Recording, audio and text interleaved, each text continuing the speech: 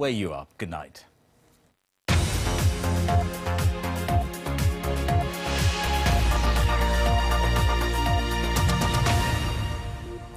Good evening. The southwest is bracing itself for a night of gale-force winds.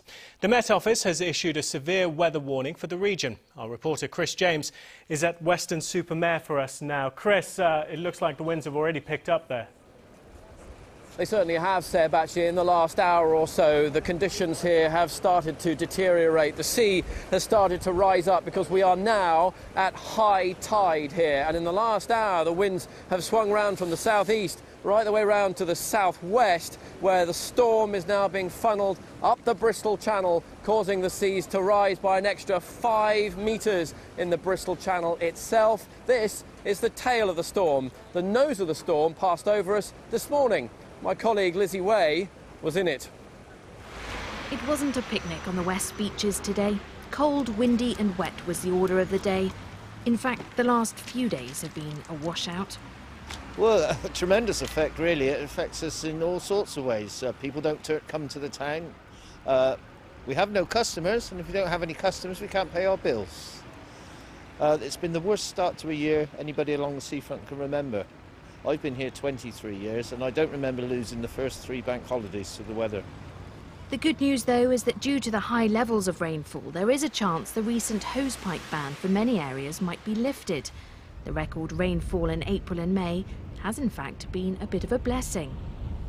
The weather today, we tend to forget that we've had 2 incredibly dry years, and really 8 weeks of heavy rain isn't going to resolve that.